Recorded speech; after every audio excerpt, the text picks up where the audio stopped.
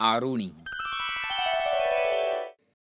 હજારો વર્ષ પહેલા દુનિયાના અન્ય દેશો જ્યારે 1+1=2 શીખતા હતા, ત્યારે ભારતમાં વિજ્ઞાન, ભૂગોળ, અર્થશાસ્ત્ર, ગણિત, સ્થાપત્ય, સંગીત, નૃત્ય, ચિકિત્સા વિદ્યા, શસ્ત્ર વિદ્યા અને આવી તો ઘણી વિદ્યાઓ ગુરુકુળમાં શીખવવામાં આવતી. ગુરુકુળમાં વિદ્યાની સાથે સાથે સેવાનું પણ એટલું જ મહત્વ હતું. આવા જ એક ગુરુકુળની વાત છે. ધૌમ્ય ઋષિના આશ્રમમાં ઘણા વિદ્યાર્થીઓ ભણતા હતા. તેમાં તેજસ્વી અને ગુરુની આજ્ઞામાં ચપળ એવા એક વિદ્યાર્થી, જેનું નામ આરુણી.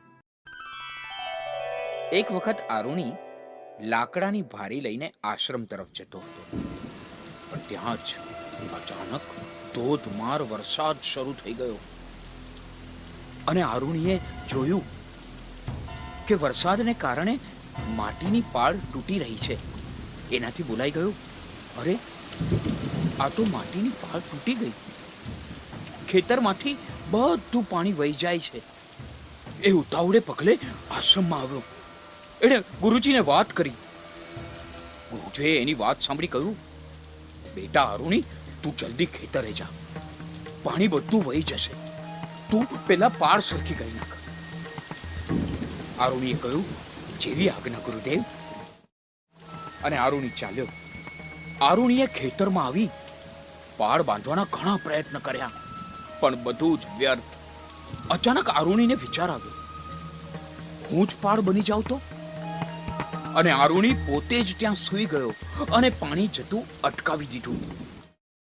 આ બાજુ આરુણી આશ્રમમાં હજી નથી આવ્યો, તેથી ગુરુજી આરુણીને શોધવા નીકળી પડ્યા.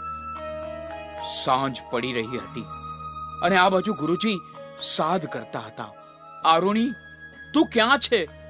આરુણી, આ કેટલી બધી ઠંડી છે, તું છે ક્યાં? આમ ગુરુજી ખેતરમાં આવ્યા. જોયું તો આરુણી તૂટેલી પાળની જગ્યાએ પોતે પાળ બની સૂતો હતો. કાદવ અને કચરાથી એનું શરીર ખરડાયેલું હતું. ગુરુજીએ આ જોયું. મનોમન ગુરુજીને વિચાર આવ્યો, વાહ, સેવા કરવાની કેવી ધગશ. ગુરુજીએ કહ્યું, વરસાદ અને ઠંડી છતાં સેવામાંથી આરુણી તું ડગ્યો નહીં.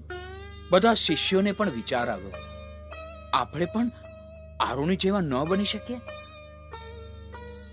આ બાજુ ગુરુજીએ આરુણીને આશીર્વાદ આપતા કહ્યું, આરુણી, ધન્ય છે તને. ગુરુની આજ્ઞા તે નીચે ન પડવા દીધી. આટલી નાની ઉંમરે આટલી સમજણ. જા, તને આશીર્વાદ છે, તું મહાન બ્રહ્મજ્ઞાની થઈશ. બાળ મિત્રો, સેવાનો આવો મહિમા હોય છે.